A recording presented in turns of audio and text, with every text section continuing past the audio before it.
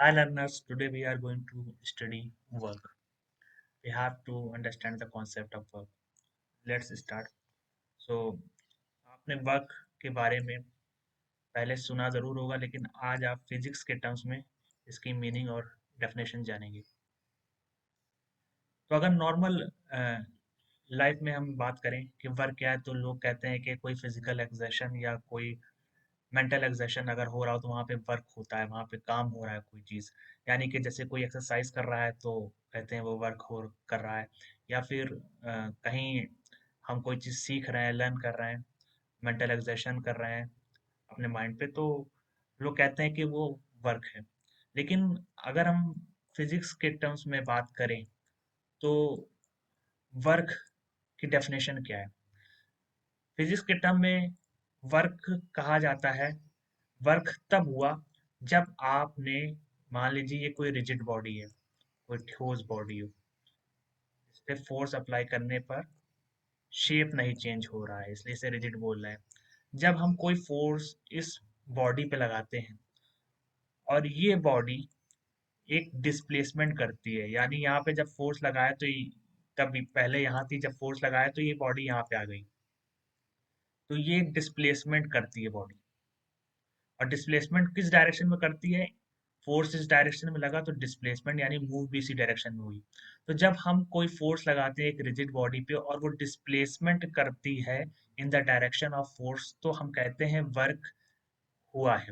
Work is said to be done when force is applied on a rigid body that causes a displacement in the direction of force, तब हम उसे कहते हैं कि work हुआ है, वर्क यहाँ पे काम हुआ है। तो वर्क की डेफिनेशन यही है, work is said to be done when a force applied on the body causes the displacement in the direction of force.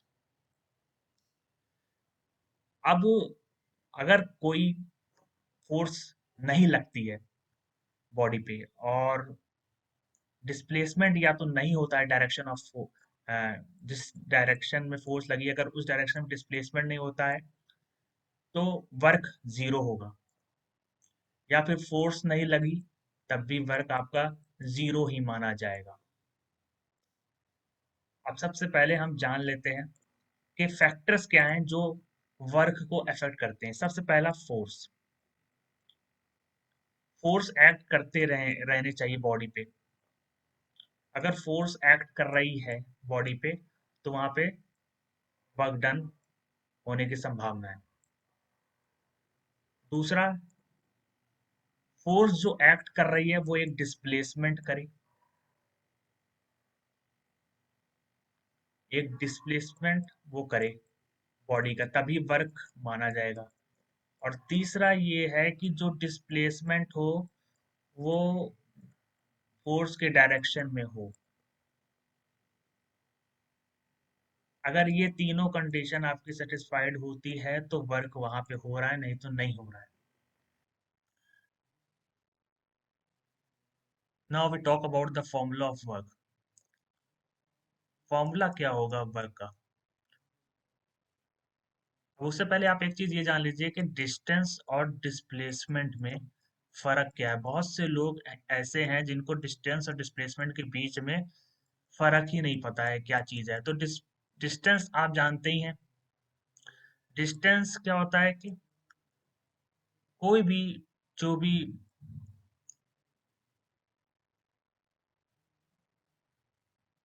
मान लीजिए यहाँ से यहाँ ये दो पॉइंट है और एक बॉडी यहाँ से यहाँ मूव कर रही है, एक पॉइंट से दूसरे पॉइंट जा रही है, ए से बी पॉइंट जा रही है। अब उसका जाने का कई रास्ता हो सकता है, ऐसे भी हो सकता है। तो ये सारे चीज क्या है? ये डिस्टेंस, ये रूट है एक ए से बी जाने तक के लिए, ठीक है।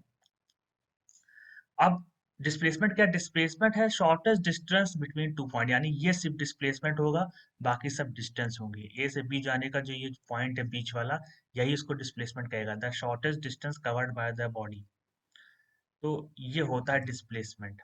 अब अगर हम यही डिस्प्लेसमेंट हम सर्किल का पूछें, एक बॉडी यहाँ से शुरू हुई और फिर यहीं पे आ गई, तो यहाँ पे डिस्प्लेसमेंट आपका जीरो रहेगा, क्योंकि कुछ डिस्प्लेस हुआ, यहाँ से आके यहीं पहुंच गई बॉडी।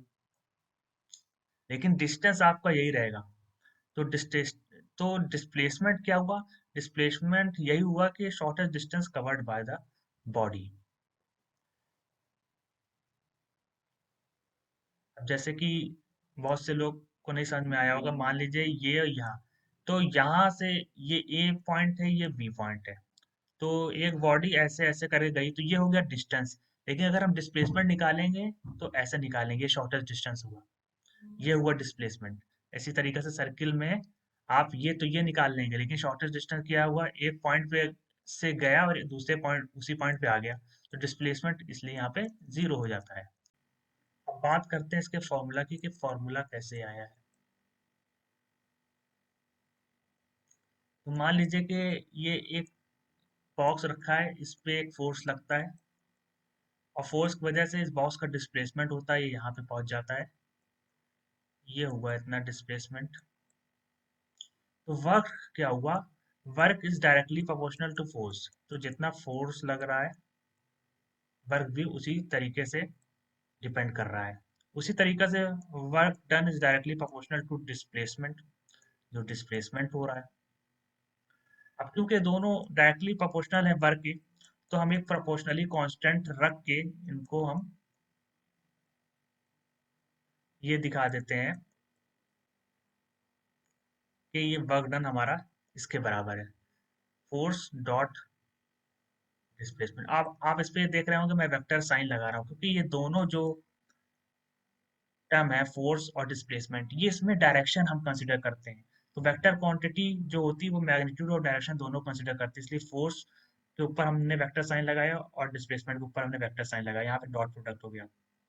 अब मान लीजिए कि एक एक यूनिट का हम फोर्स लगाते हैं जिसपे एक यूनिट का डिस्प्लेसमेंट हुआ, तो हम कहेंगे कि एक यूनिट का वर्क हुआ। तो जब वन वन वन हम इसकी यूनिट रखेंगे तो के की वैल्यू क्या आ जाएगी, वन। तो इस हिसाब से जब हम वन की वैल्यू, के की वैल्यू हम जब वन रखेंगे इस फॉर्मूले में, तो फॉर्मूला बन जाएगा हमारा फोर्स डॉट डिस्प्लेसमेंट, जो कि मैथमेटिकल टर्म में ये डॉट प्रोडक्ट हम इसको बोलते हैं। Work done is equal to force dot d, ये मैथमेटिकल टर्म में हम बोलते हैं इसका फॉर्मूला। इसको आप खोलेंगे तो ये हो जाएगा आपका एफ डी कॉस थीटा, तो ये हो जाएगा इसका फॉर्मूला। अब वर्क जो है वो एक वेक्टर क्वांटिटी नहीं है, स्केलर क्वांटिटी, ये याद आप रखिएगा कि वर्क में डायरेक्शन नहीं होता। तो वर्क एक स्केलर क्वांटिटी है और फोर्स एक वेक्टर क्वांटिटी है। अब वर्क की यूनिट देख लेते हैं। वर्क की जो यूनिट है, एसआई यूनिट इसकी होती है जूल, और सीजीएस यूनिट होती है इसकी एर्ज। तो एक जूल में एक न्यूटन मीटर होता है, और एक अर्ज में होता है एक डाइन सेंटीमीटर।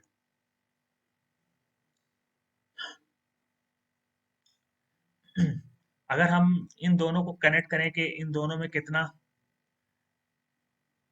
रिलेशन है, तो एक जूल होता है 10⁻⁷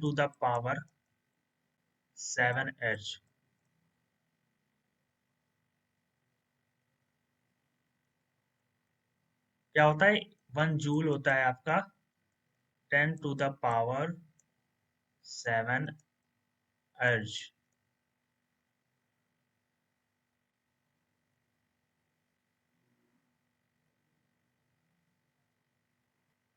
अब बात आती है स्पेशल केसेस की। वर्क डन का स्पेशल केस क्या है, देखिए तीन तरीके के स्पेशल केस होते हैं। वर्क डन या तो आपका पॉजिटिव होगा, वर्क डन या तो आपका जीरो होगा, वर्क डन या तो आपका निगेटिव होगा।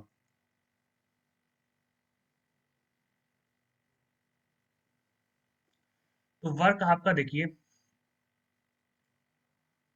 क्या होता है कि वर्क डन जो होता है तब माना जाता है कि वर्क हुआ है जब आपने जो फोर्स लगाई और वो फोर्स एक डिस्प्लेसमेंट करता है फोर्स के डायरेक्शन में। मान लीजिए अगर आपका फोर्स ऐसे लगा है, बॉडी पे, तो हम उसका कंपोनेंट ड्रॉ कर लेते हैं, एक वर्टिकली और एक हॉरिजॉन्टली। यहाँ पे हो जाता है ये एफ कॉस थीटा। थीटा क्या है? Theta is the angle between displacement and force, और ये हो जाता है एफ साइन थीटा।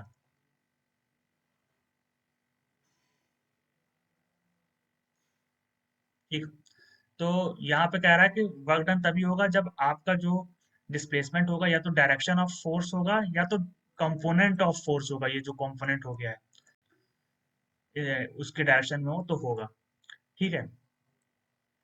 तो सबसे पहला केस हम देख लेते हैं कि पॉजिटिव कब होता है। पॉजिटिव तब होता है जब आपका फोर्स जो हो वो डिस्प्लेसमेंट के डायरेक्शन में हो। अब आपको पता है थीटा जो होता है वो फोर्स और डिस्प्लेसमेंट के बीच का डायरेक्शन होता है, एंगल होता है।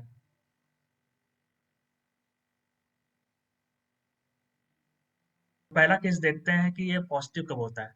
तो पॉजिटिव तब होता है जब आपका फोर्स डिस्प्लेसमेंट के डायरेक्शन में हो। जो आपने फोर्स लगाया वो आपका डिस्प्लेसमेंट के डायरेक्शन में हो। अब हम जानते हैं कि फोर्स और डिस्प्लेसमेंट के बीच के जो एंगल है उसको हम थीटा बोलते हैं। अब इन दोनों के बीच का एंगल क्या है? 0 डिग्री। सीधी सीधी बात। और फॉर्मूला हमको पता है, work done is equal to f कॉ एफ, या डी बोल लीजिए या एस बोल लीजिए, कई कई बुक में एस लिख देंगे, डिस्प्लेसमेंट एफ कॉस थीटा। तो थीटा यहाँ पे 0 है, कॉस कॉस 0 कितना हो गया? कॉस थीटा यहाँ पे 0 है, यानी 0 डिग्री एंगल। सो कॉस 0 क्या हो गया? कॉस 0 1 हो गया। तो कॉस 0 1 हो गया, तो एफ और डी सिर्फ आंसर आया, यानी ये आंसर जो आपका है पॉजिटिव में आया है। यहाँ कोई निगेटिव साइन नहीं दिख रही, तो ये पॉजिटिव वर्क हुआ। तो क्या हो गया? अब आपको समझ में आ गया होगा कि भाई हमने यहाँ पे ये एफ था, ये डी था, ये कॉस थीटा था। थीटा यानी 0 डिग्री एंगल बन रहा था क्योंकि इन the direction of force displacement हो रहा था। तो यहाँ पे हमने cos 0 रखा, cos 0 हो गया 1। अब यहाँ पे एफ डी बचा है, एफ डी का मल्टीप्लीकेशन, यानी ये पॉजिटिव वर्क हो रहा है, यहाँ कोई निगेटिव साइन नहीं है, तो ये पॉजिटिव वर्क हुआ। ये कैसे होता? इसका एग्जांपल कैसे हम समझें? एग्जांपल ऐसे समझिए कि मान लीजिए ये बॉल है, इस पे फोर्स लग रहा है, इसका weight weight is equal to m g, यानी इसका मास m था, ग्रेविटेशनल फोर्स लग रहा था, इसका ये वेट हुआ। तो यही वेट इसके डायरेक्शन में था। अगर हम इसको छोड़ दें, फ्री फॉल कर दें, तो वेट भी इधर एक्ट कर रहा है और डिस्प्लेसमेंट भी ऐसे होगा। तो क्या होगा? जब एक ही डायरेक्शन में कर रहा है तो पॉजिटिव वर्क होगा। ठीक है। आई होप आपको समझ में आया होगा। सिंपल सी चीज है कि कोई चीज अगर फ्री फॉल कर रही है तो उसी डायरेक्शन में फोर्स भी लग रहा है, उसी डायरेक्शन में उसका डिस्प्लेसमेंट भी हो रहा है। तो इस तरीका से आप कर सकते हैं, समझ सकते हैं। अब दूसरी चीज ऐसे, मान लीजिए आपने हाथ, ये आपका हाथ है, हथेली, हथेली पे कोई चीज रखी और इसको ऊपर आप उठा रहे हैं। तो यहाँ पे आप फोर्स लगा रहे हैं ऊपर के साइड, ठीक है, और डिस्प्लेसमेंट भी उसी साइड हो रहा है। तो ये क्या चीज है? यहाँ पे भी पॉजिटिव वर्क हो रहा है। अब जीरो आपको एक और मैं बता देता हूँ, सेकंड केस। जीरो में जीरो कब होता है? जीरो तब होता है भाई कि जब आपका फोर्स, ये फोर्स है, और डिस्प्लेसमेंट आपका ऐसे हो रहा हो 90 डिग्री। तब आपका ये चीज जीरो हो जाएगा। कैसे जीरो हो जाएगा? वर्क का फॉर्मूला क्या है? F is equal to d cos theta. हाँ, थीटा हो गया यहाँ पे 90 डिग्री, कॉस 90 जीरो हो गया। जब जीरो हो गया इसमें मल्टीप्लाई करोगे तो सब जीरो हो जाएगा, तो वर्क डन जीरो हो जाएगा। तो ये तब होगा जब फोर्स और डिस्प्लेसमेंट की एंगल 90 डिग्री होगा। इसका एग्जांपल अगर आप समझें, क्या एग्जांपल होगा? एग्जांपल ये होगा कि मान लीजिए कोई आप स्टोन एक सर्किल में नचा रहे हैं, ये नचा रहे हैं, तो ये स्टोन पे जो सेंट्रीपिटल फोर्स सेंटर की तरफ लगेगी, और जो इसका डायरेक्शन ऑफ मोशन होगा, जो डिस्प्लेसमेंट होगा, वो टेंजेंट होगा। तो यहाँ पे जो एंगल हो रहा है 90 डिग्री, तो यहाँ पे जो वर्क डन होगा हमेशा जीरो होगा सर्किल में। और मैंने आपको पहले ही बताया वर्क डन हमेशा आपका जीरो होगा। तो इस तरीका से आप समझ सकते हैं। अब जैसे कोई बच्चा है, ये कोई बच्चा है, और ये बच्चा एक बैग टांग के चल रहा है, बैग टांग के चल रहा है, उसका बैग, वो अपने साथ बैग को भी इस डायरेक्शन में ले जा रहा है, लेकिन उसका बैग नीचे वेट की वजह से इधर जा रहा है। तो यहाँ पे क्या वर्क डन हो रहा है? यहाँ पे ये हो रहा है कि यहाँ वर्क डन 0 हो रहा है, no work is done. When you carry your bag by slinging it on your back and move horizontally, no work is done. तो ये हो गया सेकंड। अब थर्ड केस क्या हुआ जिसमें हमारा वर्क डन जो हो गया वो नेगेटिव हो गया। अब नेगेटिव कैसे हो गया? नेगेटिव तब हुआ भाई जब आपका फोर्स इस डायरेक्शन में मूव कर रहा है, फोर्स इस डायरेक्शन में है लेकिन आपका डिस्प्लेसमेंट उल्टे डायरेक्शन में हो गया। यानी ये दोनों एंटी पैरेलल जब होंगे, यानी इन दोनों के बीच का जो एंगल होगा वो 180 डिग्री होगा। जब 180 डिग्री एंगल होगा तो कॉस 180 जब आप करेंगे, और एफ डी, इसका जो फॉर्मूला है, f d is equal to cos theta, और कॉस थीटा, थीटा में जब आप 180 डिग्री रखेंगे तो यहाँ पे हो जाएगा -1, और ये हो गया एफ डी, मल्टीप्लाई करेंगे तो आंसर आएगा -FD। तो ये हो गया भाई साहब आपका निगेटिव। तब होता है जब आपके जो फोर्स है और आपका जो डिस्प्लेसमेंट है वो एंटी पैरेलल हो। या तो फोर्स इधर ऐड कर रहा हो, डिस्प्लेसमेंट इधर, या तो डिस्प्लेसमेंट आपका इधर ऐड कर रहा है, फोर्स इधर ऐड कर रहा है। ठीक है। अब इसका भी एग्जांपल आप सुन लीजिए कि ये कैसे हो रहा है। कि जब आप किसी गेंद को, कोई गेंद है, इस गेंद को जब आप ऊपर फेंकते हैं तो कुछ दूर तक ये जाती है, उसके बाद ये स्टॉप होके वापस आ जाती है। ऐसा क्यों होता है कि कुछ फोर्स लगा के आपने उसको इस साइड भेजा, ठीक है, लेकिन जो इसका वेट है, इसका वेट एक्ट करने लगता है नीचे के साइड। तो यहाँ पे फोर्स आप लगाकर इसका डिस्प्लेसमेंट इस साइड तो आपने किया, लेकिन इस पे जो फोर्स लग रहा है वो नीचे के साइड लग रहा है इसके वेट की तरफ से। तो यहाँ पे फोर्स ऐसे जा रही है, डिस्प्लेसमेंट ऐसे हो रहा है, और फोर्स ऐसे जा रही है। तो ये एंटी पैरेलल हो गया, इसलिए नेगेटिव वर्क यहाँ पे होगा। ठीक है।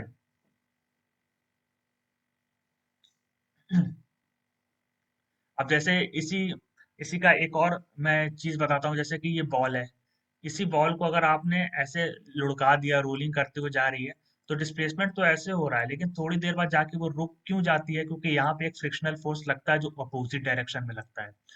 तो जब ये फोर्स अपोजिट डायरेक्शन में लगता है, इसको रोकने की कोशिश करता है और डिस्प्लेसमेंट इस साइड होता है, तो ये दोनों एंटी पैरेलल हो गए। देख रहे हैं आप, फोर्स फोर्स और डिस्प्लेसमेंट, तो इसलिए यहाँ पे नेगेटिव वर्क डन होता है क्योंकि 180 डिग्री का एंगल बन रहा है। तो आई होप आपको ये समझ में आया होगा। मैंने सारी चीज़ बता दिया है, और कुछ ऐसी यूनिट्स होती हैं, इन यूनिट्स को भी आप ध्यान में रख लीजिए। जैसे कि 1 किलो जूल में कितने जूल होते हैं, तो किलो लगाए तो 10⁻3। 1 मेगा जूल में कितने जूल होते हैं, तो मेगा लगाए यानी 10⁻6 जूल, 10⁻6 जूल। और 1 गीगा जूल में कितने जूल होंगे, गीगा लगाए तो 10⁻9 ये होगा यूनिट। और अब आपको ये समझ में आ गया होगा कि हमारा फोर्स, हमारा वर्क डन कब जीरो होता है। वर्क डन तभी जीरो होता है, इस फॉर्मूले से आप समझ लीजिए एफ डी कॉस थीटा कब जीरो हो जाएगा भाई। जब ये या तो थीटा आपका 90 डिग्री है, या 90 डिग्री है, यहाँ कॉस 90 रखो, जीरो हो जाएगा। यानी जब फोर्स और डिस्प्लेसमेंट आपके 90 डिग्री हो गए, तब ये जीरो हो जाएगा। जब जीरो मल्टीप्लाई करोगे सब जीरो कर देगा। या तो फोर्स जीरो होगा, फोर्स जीरो होगा यानी कोई भी फोर्स नहीं लग रहा, तब वर्क डन जीरो हो जाएगा। जीरो होगा तो उसको मल्टीप्लाई करो सब जीरो हो जाएगा। या तो डिस्प्लेसमेंट जीरो है, डिस्प्लेसमेंट जीरो यानी कुछ डिस्प्लेस ही नहीं हो रहा है, आगे बढ़ ही नहीं रहा है।